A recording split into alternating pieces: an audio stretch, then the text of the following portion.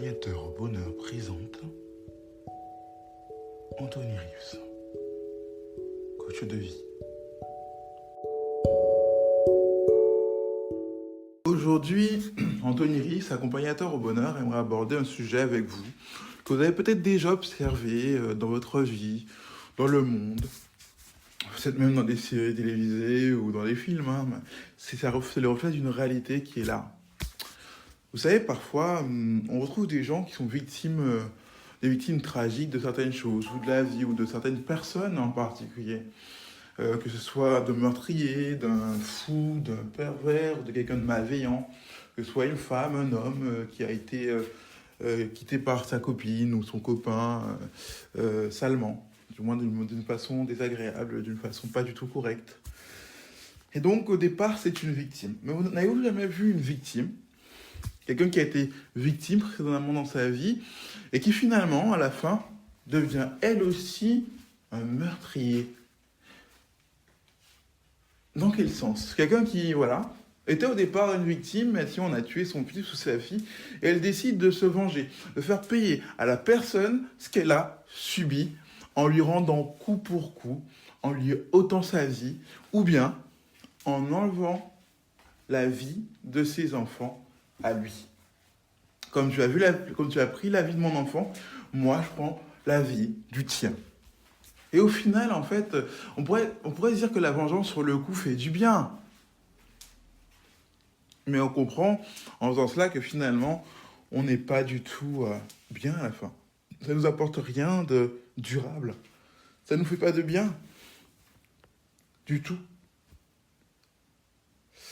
Et en fait, malheureusement, sans arriver à une telle gravité, beaucoup de victimes deviennent elles aussi des meurtriers. C'est-à-dire qu'elles reproduisent malheureusement ce que leur a fait subir leur agresseur, que ce soit moralement, physiquement, verbalement.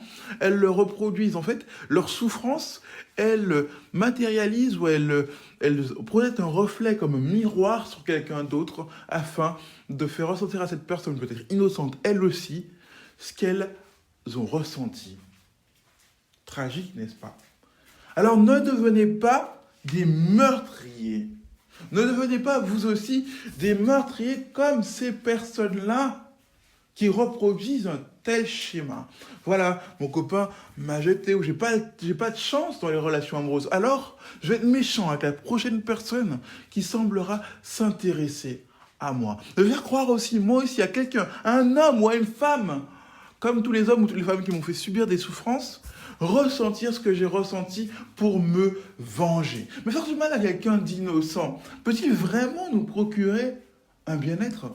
Non, ne faites pas ça. Vous n'êtes pas ce genre de personne. Vous ne devez pas faire projeter vos souffrances sur les autres. Au contraire, peut-être qu'il faut vous structurer afin d'éviter de retomber dans ce genre d'erreurs maladives, de tomber sur les mêmes profils de personnes qui peuvent vous faire souffrir.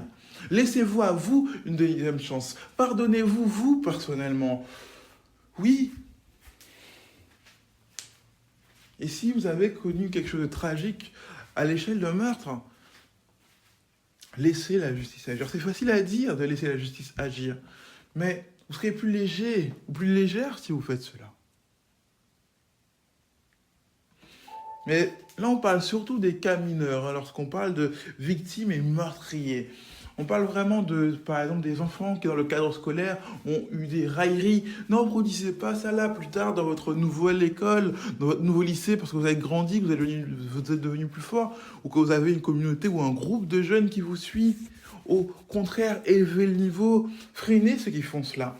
Alors là, vous vous sentirez mieux, parce que vous avez acquis des valeurs intérieures, vous dites que franchement, vous ne ressemblez pas à ceux qui vous ont fait du mal, et vous valez mieux qu'eux. Soyez toujours au-dessus du lot, soyez toujours mieux que ceux qui vous ont fait subir quelque chose de mauvais. Alors, vous serez plus heureux. Alors, vous avancerez dans la vie la tête haute. Alors, vous serez moins en souffrance. Alors, vous aurez travaillé sur vous. Alors, intérieurement, vous allez nettoyer ce qui ne va pas.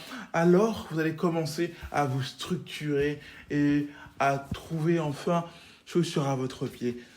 Et vous serez entouré par des gens qui seront là quand ça va mal. Des gens qui seront là pour vous relever lorsque vous tomberez. et pour vous guider, peut-être vous conseiller pour vous éviter de refaire les mêmes erreurs. Parce que vous n'êtes non plus une victime, vous n'êtes pas non plus un meurtrier, mais quelqu'un à part entière qui veut avancer.